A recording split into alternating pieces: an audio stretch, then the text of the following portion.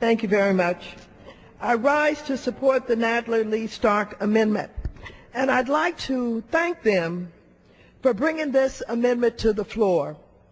I'd like to thank all of them and the other progressives in this House for the work that has been done in an attempt to make sense out of the war in both Iraq and Afghanistan, and all of the traveling, the speeches, the organizing that's been done around this war issue.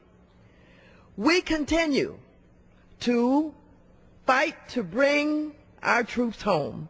I know that there are those who would think, perhaps because they have not heard a lot from us, that somehow we had removed ourselves from this struggle.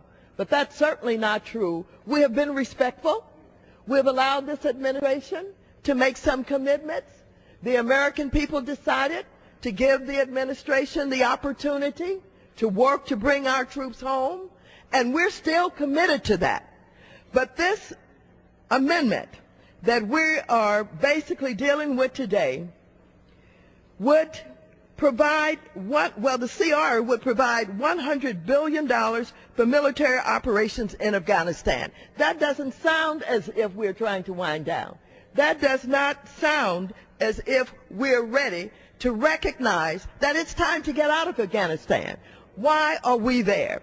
Unfortunately, this war has been very traumatic on our soldiers, on their families, and on the American public. Yes, as it has been said over and over again, we salute our soldiers. We appreciate the sacrifices that they have made, and have they made sacrifices? More suicides in this war and in the Iraq war than we've had in all of the wars of the United States of America. It breaks my heart to hear about the brain injuries and the loss of limbs that these soldiers have suffered. Why is this happening? What are we doing? In Afghanistan, Leon Panetta, the head of the CIA, says there's less than 100 al-Qaeda operatives in Afghanistan.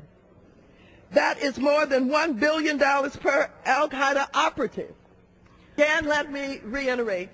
The CIA tells us there's less than 100 al-Qaeda operatives in Afghanistan. At the rate we're going, CR providing $100 billion for military operations, that is more than $1 billion per al-Qaeda operative. Our amendment would limit the funds for military operations in Afghanistan to $10 billion to provide for the safe and orderly withdrawal of forces.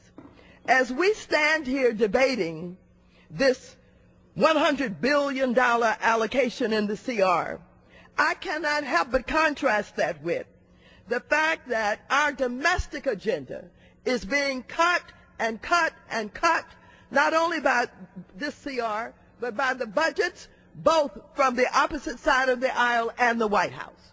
The homelessness is shameful in America. We have people who are wondering how they're going to keep their homes warm. We're cutting heating oil in America.